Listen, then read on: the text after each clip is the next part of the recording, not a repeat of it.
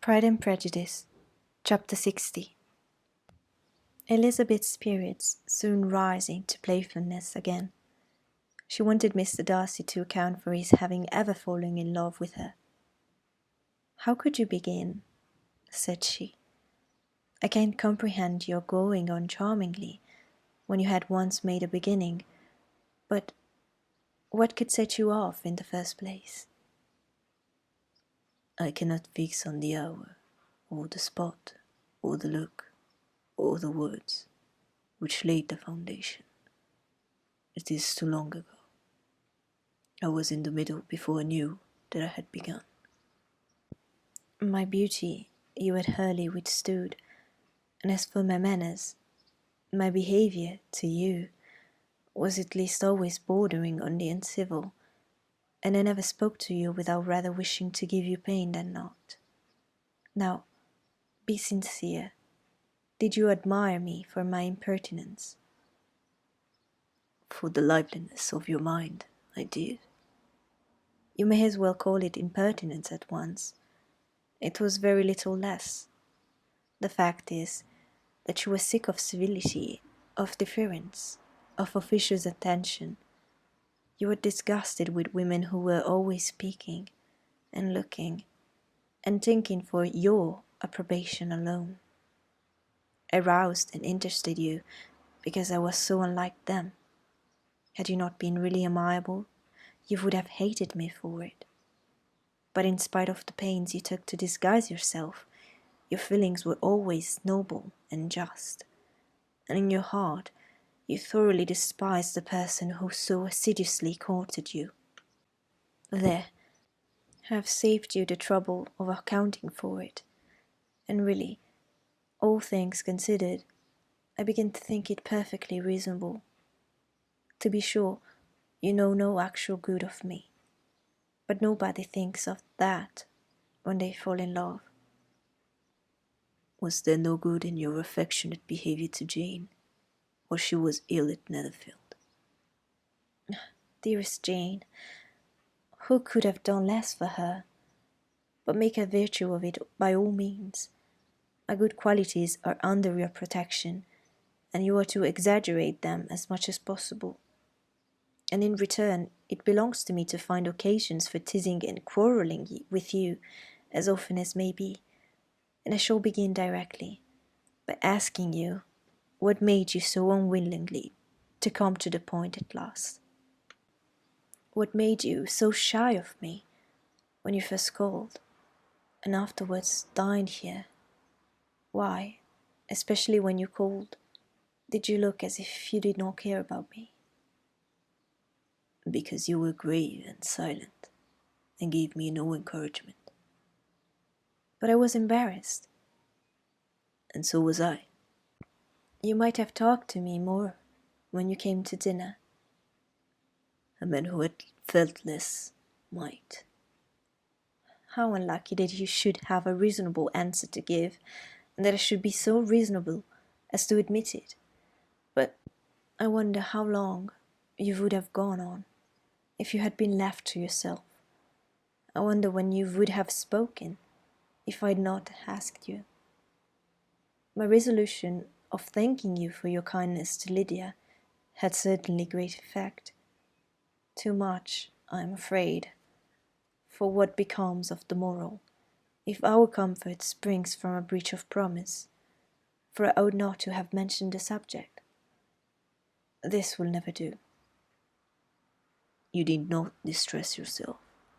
The moral will be perfectly fair. Lady Catherine's unjustifiable endeavours to separate us were the means of removing all my doubts. I am not indebted for my present happiness to your eager desire of expressing your gratitude. I was not in a humour to wait for an opening of yours. My aunt's intelligence had given me hope, and I was determined at once to know everything." "Lady Catherine has been of infinite use, which ought to make her happy, for she loves to be of use. But tell me, what did you come down to Netherfield for? Was it merely to write to Longbourn and be embarrassed?" or had you intended any more serious consequences? My real purpose was to see you, and to judge, if I could, whether I might ever hope to make you love me. My avowed one, or what I avowed to myself, was to see whether your sister was still partial to Bingley, and if she were, to make the confession to him, which I have since made. Shall you ever have the courage to announce to Lady Catherine what it is to befall her? I'm more likely to want time than courage, Elizabeth, but I hope to be done, and if you will give me a sheet of paper, it shall be done directly. And if I had not a letter to write myself, I might sit by you and admire the eveness of your writing, as another young lady once did. But I have an aunt, too, who must not be longer neglected. From an unwillingness to confess how much her intimacy with Mr. Darcy had been overrated, Elizabeth had never yet answered Mrs. Gardiner's long letter. But now, having that to communicate which she knew would be most welcome, she was almost ashamed to find that her uncle and aunt had already lost 3 days of happiness, and immediately wrote as follows: I would have thanked you before, my dear aunt, as I ought to have done, for your long, kind, satisfactory detail of particulars. But to say the truth, I was too cross to write. You suppose more than really existed, but now suppose as much as you choose. Give a loose to your fancy, indulge your imagination in every possible flight which the subject will afford, and unless you believe me actually married, you cannot greatly err. You must write again very soon, and praise him a great deal more than you did in your last. I thank you again and again for not going to the lakes. How could I be so silly as to wish it? Your ideas of the ponies is delightful. We will go round the park every day. I am the happiest creature in the world. Perhaps other people have said so before, but no one with such justice. I am happier even than Jane. She only smiles, I laugh. Mr. Darcy sends you all the love in the world that can be spared from me. You are all to come to Pemberley at Christmas. Yours, etc. Mr. Darcy's letter to Lady Catherine was in a different style, and still different from either was what Mr. Bennet sent to Mr. Collins in return for his last. Dear Sir, I must trouble you once more for your congratulations. Elizabeth will soon be the wife of Mr. Darcy. Console Lady Catherine as well as you can, but if I were you, I would stand by the nephew. He has more to give.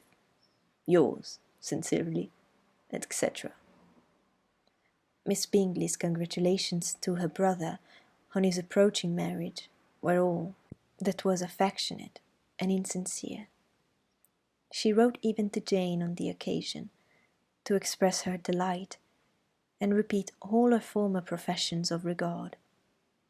Jane was not deceived, but she was affected, and though feeling no reliance on her, could not help writing her a much kinder answer than she knew was deserved. The joy which Miss Darcy expressed on receiving similar information was as sincere as her brother's in sending it. 4 sides of paper were insufficient to contain all her delight and all her earnest desire of being loved by her sister. Before any answer could arrive from Mr. Collins, or any congratulations to Elizabeth from his wife, the Longbourn family heard that the Collinses were come themselves to Lucas Lodge. The reason of this sudden removal was soon evident. Lady Catherine had been rendered so exceedingly angry by the contents of her nephew's letters, that Charlotte, really rejoicing in the match, was anxious to get away till the storm was blown over. At such a moment, the arrival of her friend was a sincere pleasure to Elizabeth, though in the course of their meetings she must sometimes think that pleasure dearly bought, when she saw Mr. Darcy exposed to all the parading and obsequious civility of her husband. He bore it, however, with admirable calmness. He could even listen to Sir William Lucas when he complimented him on carrying away the brightest jewel of the country, and expressed his hopes of their all meeting frequently at St. James's, with very decent composure. If he did shrug his shoulders, it was not till Sir William was out of sight. Mrs. Phillips's vulgarity was another, and perhaps a greater tax on his forbearance. And though Mrs. Phillips, as well as her sister, stood in too much awe of him to speak with the familiarity which Bingley's good humour encouraged, yet, whenever she did speak, she must be vulgar. Nor was her respect for him, though it made her more quiet, at all likely to make her more elegant. Elizabeth did all she could to shield him from the frequent notice of either, and was ever anxious to keep him to herself, and to those of her family with whom he might converse without mortification. And though the uncomfortable feelings arising from all this took from the season of courtship much of its pleasure, it added to the hope of the future, and she looked forward with delight to the time when it should be removed from society so little pleasing to either, to all the comfort and elegance of the family party at Pemberley.